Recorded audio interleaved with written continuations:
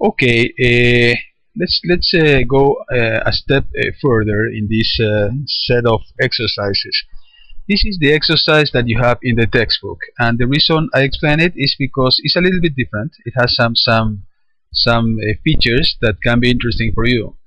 For example, you will see that in this exercise that the restrictions that you have are now the total hours available, not the raw materials, which is something that you see very frequently in your professional lives. And the rest is the same as we saw before. So you also have the total final products that you produce. You have the prices as before, the profits as before, and you have the total profitability function as before.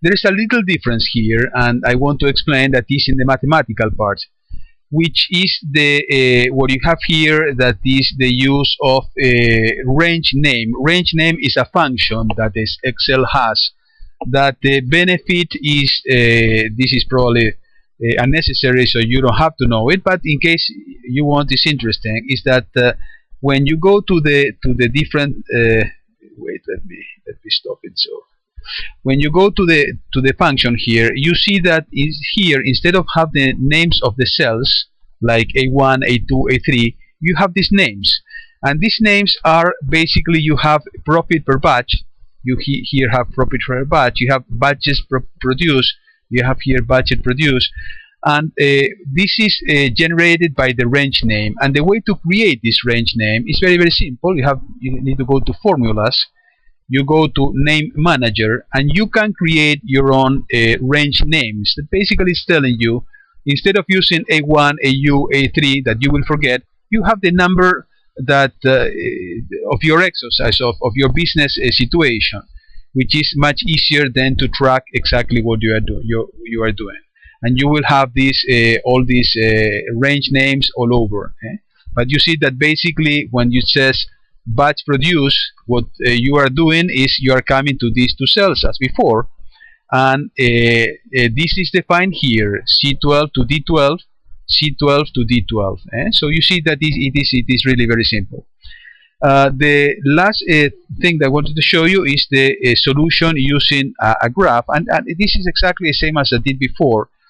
Probably this is another way to get into the same solution. And as before, you see that we can highlight here, as we did before, all the feasibility area.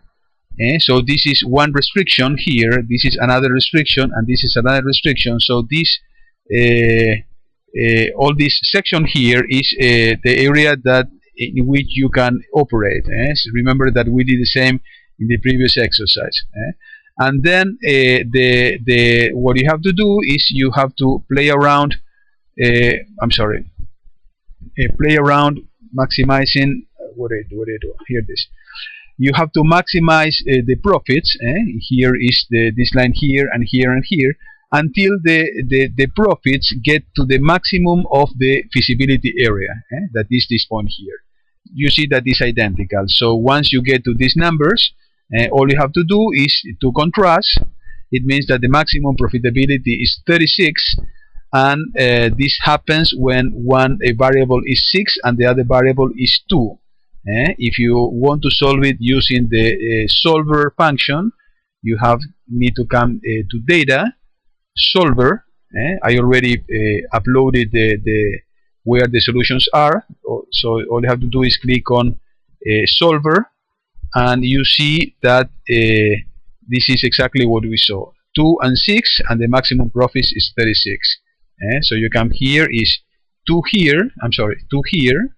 Let me do like this, so it's more visual for you.